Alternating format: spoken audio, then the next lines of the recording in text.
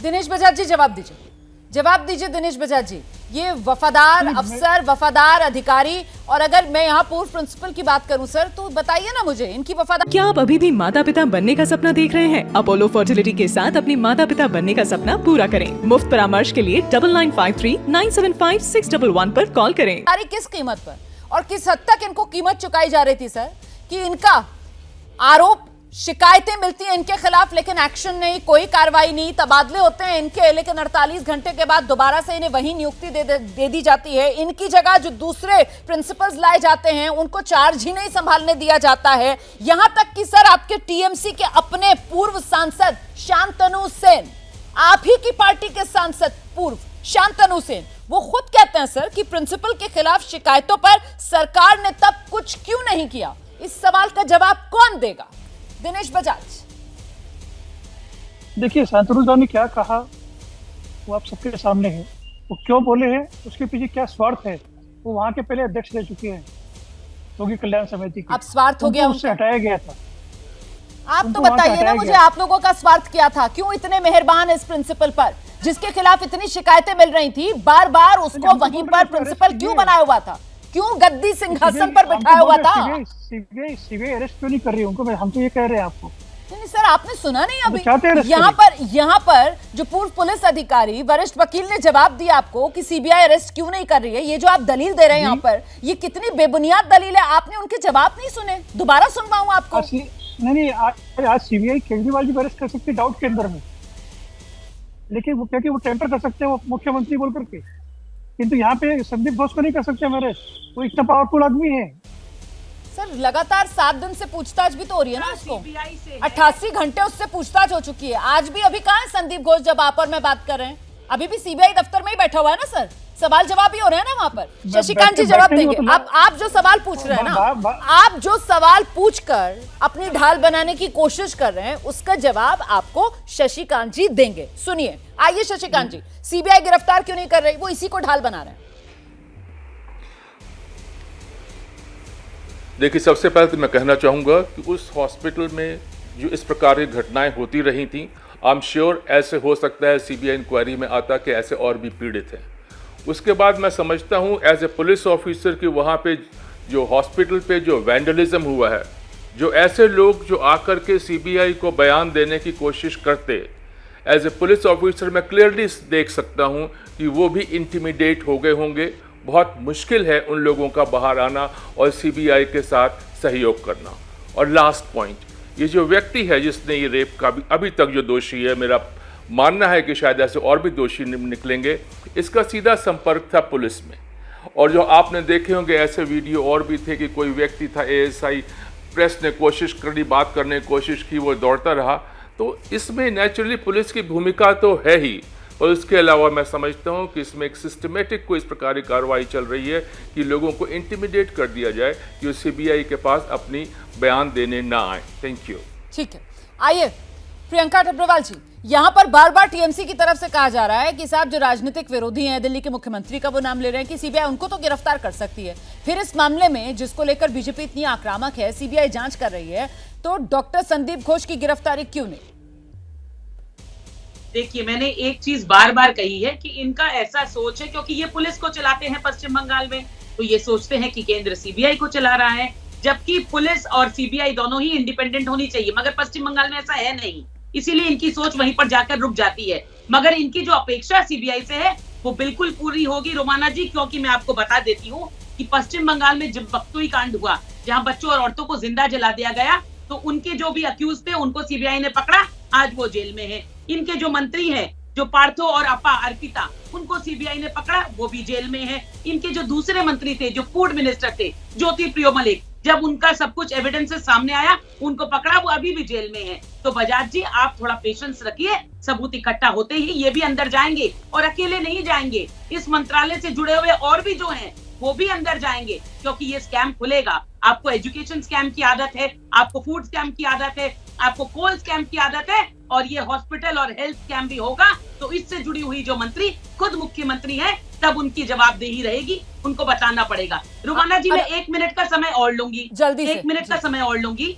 एक बैठी हुई महिला जो है, सॉरी मैं नाम नहीं जान रही इनका, तो कांग्रेस इन्होंने की कुछ प्रवक्ता है प्रश्न अनुमा उठाए जी। थे। जी जी जी। अच्छा अनुमा जी, मैंने देखा तभी वो बड़ी व्याकुल हो रही थी बच्चियों को लेके, पॉक्सो को। बिल्कुल हम सबको होना चाहिए, मगर मैं जरा सा अद्यतन इनको करा दूं कि 2019 में जो पॉक्सो में अमेंडमेंट हुए थे, जो उसमें व्यवधान आए थे, फांसी की जो सजा आई थी, वो 2019 में आई थी, भारतीय जनता पार्टी की सरकार लाई थी। और इसके साथ एक चीज और जोड़ देती हूँ जिसकी जानकारी इनको नहीं होगी, कि कलकत्ता में जीडी बिरला केस हुआ था, जहां एक बच्ची के साथ ऐसी हरकत हुई थी। 8 साल मैंने वो मामला लड़ा था, उसके बाद जाके ये अमेंडमेंट आया था।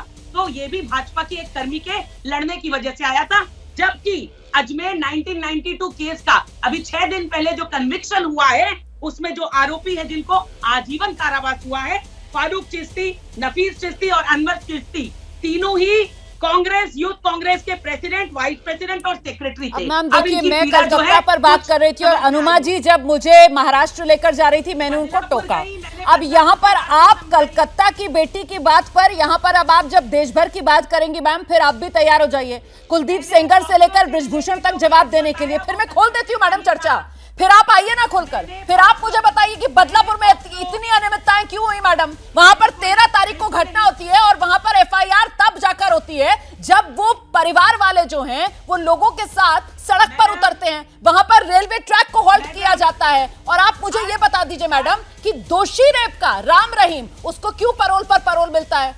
यही दिक्कत है ना आप लोगों की। आप लोग सिर्फ और सिर्फ राजनीतिक चश्मे से ही महिलाओं की सुरक्षा के मुद्दे को देखते हैं। आप लोग किसी मुद्दे को गंभीरता से डिस्कस ही नहीं करना चाहते, सिर्फ अपनी राजनीति चमकाना चाहते हैं। सॉरी टू से प्रियंका जी, मैं बहुत कोशिश कर रही थी कि इस मुद्दे पर मैं सिर्फ कलकत्ता पर रहूं, लेकिन आप खुद ही चाहती हैं कि यहाँ पर बैठकर राजनीतिक चर्चा हो। तो ठीक है, मैं अनुमा जी को लेकर आती हूँ। अब राजनीतिक चर्चा ही आप कर लीजिए उनसे, अब वही जवाब देंगी आपको। अनुमा जी आइए, जवाब दीजिए। एक्शन लिया गया, जवाब दीजिए मुझे। चलिए अजमेर पर जवाब दीजिए मुझे। बदलापुर में रुमाना जी, सबसे पहले तो आप एबीपी न्यूज की एक जिम्मेदार एंकर हैं, लेकिन मैं भी एक जिम्मेदार नागरिक हूं। अगर मैं बात करती हूं तो मैं आइसोलेशन में नहीं कर सकती। मैं कलकत्ता को कोई बचा नहीं रही हूं, मैं कलकत्ता को भी भर्त्सना कर रही हूं। आपसे मैंने पहली बेस लाइन शुरू की थी कि हम जब बात करेंगे तो हम देश की हर लड़की के लिए, हर बेटी के लिए न्याय की बात करेंगे। तो हमने देखा कि हम कलकत्ता के ऊपर हम ऑब्सेस्ड हैं कि चीफ मिनिस्टर का इस्तीफा लेंगे। बिल्कुल लीजिए, लेकिन वही काम आपको महाराष्ट्र में भी करना होगा। और वही चीज जो आपने न्यूज में बोली थी, मैं दोबारा आपके दर्शकों के सामने ये कहना चाहती हूँ कि जब भी आप किसी प्रवक्ता को बुलाएं तो कम से कम उसकी बेसिक इज्जत रखिए। ये जब मैं पहली बात बेस लाइन से शुरू करती हूँ, आपने और किसी को नहीं टोका, मुझे टोका। मैंने कलकत्ता की भर्त्सना की थी। मैंने शुरू में ही कहा था कि जो हो रहा है वो गलत हो रहा है। शुरू में राज्य सरकार अब मैं आपसे ये जानना चाहती हूँ, अब मैं आपसे ये जानना चाहती हूँ, आपने बदलापुर पर अपनी बात रखी, यहाँ जो कोलकाता का मुद्दा है, इस कोलकाता के मुद्दे में रेप मर्डर के साथ साथ कोई बड़ी साजिश, कोई बड़ा स्कैम ये नजर आता है। आपको नजर आता है या नहीं? आप इसको सिर्फ एक रेप और मर्डर तक ही सीमित मामला मान रही हैं। अब मुझे इसका जवाब दीजिए। देखिए, मैं कोई नरेटिव बुनने नहीं आती, जो मुझे सामने दिखेगा उस पर बात करूंगी। अभी जो चर्चाएं हो रही है उसके ऊपर हम अपने, क्योंकि चर्चाएं तो ये भी हुई थी कि हड्डी टूट गई थी, चर्चा तो ये भी हुई थी कि 150 ml सीमेंट मिला था। तो इस तरह की चर्चाओं पे मैं नहीं जाती। मैं जिम्मेदार देश की सेना में काम कर चुकी हूँ। इस तरह की फालतू बातों पे नहीं जाऊंगी जब तक सीबीआई की, सुप्रीम कोर्ट की या अगर कलकत्ता पुलिस की भी कोई सही रिपोर्ट है, जब तक वो सामने नहीं आती हम उसके ही पर बात करें। हम कोई नैरेटिव नहीं चलाएंगे। मैं कम से कम नहीं चला सकती। नैरेटिव कहकर आप इसलिए इसको खारिज नहीं कर सकती क्योंकि आज एक सेकंड मेरा सवाल सुनिए, मेरा सवाल सुनिए ना अनुमा जी, मेरा सवाल सुनिए। नैरेटिव कहकर इसको इसलिए खारिज नहीं किया जाना चाहिए मैडम क्योंकि आज कोलकाता हाईकोर्ट, माननीय हाईकोर्ट ने सीबीआई को यह कहा है कि आरजीकर से जुड़े हुए जितने भ्रष्टाचार के मामले हैं वो सब सीबीआई जांच करे। इसलिए क्या इस मुद्दे में कोई गहरी साजिश हो सकती है? इससे सिरे से फिलहाल इनकार किया जा सकता है रोहित पांडे जी, या अभी इंतजार करना होगा? अगर कहते हैं ना कि साहब अगर आग नहीं होगी तो धुआं कहां से उठेगा, अगर इस मामले में कुछ और ना हो तो फिर हाईकोर्ट की तरफ से क्यों भ्रष्टाचार की जांच का जिम्मा सीबीआई को दिया जाए? रोहित पांडे जी। देखिए, ये जांच जब शुरू होती है तो बहुत सारी परतें खुलती हैं। आपने देखा होगा बहुत सारे ऐसे मामले हुए, एक छोटी सी कोई इंसिडेंट होता था तो वो कितना बड़ा तूल लेता था। जब इन्वेस्टिगेशन होने लगता था तो पता चलता था कि मामला कुछ और है। तो आपने जैसे कहा कि ये क्या है, ये कोई साजिश तो नहीं है, ये कोई रेप और मर्डर तक ही है, क्या साजिश भी है? मैं कह सकता हूँ, इसको बहुत दावे के साथ कह सकता हूँ कि ये कॉन्स्पिरेसी है।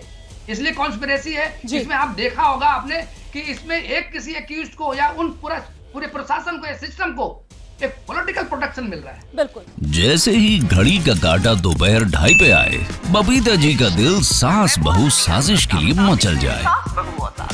और ये है इनकी बहू, पूरे दिन ऑफिस की टेंशन हो जाए गॉन जब ये करें अपना फेवरेट शो फ्री टाइम पे ऑन। इनकी तरह आप भी देखिए अपना फेवरेट शो अपने टाइम पर और डाउनलोड कीजिए एबीपी लाइव ऐप अपने स्मार्ट टीवी पर।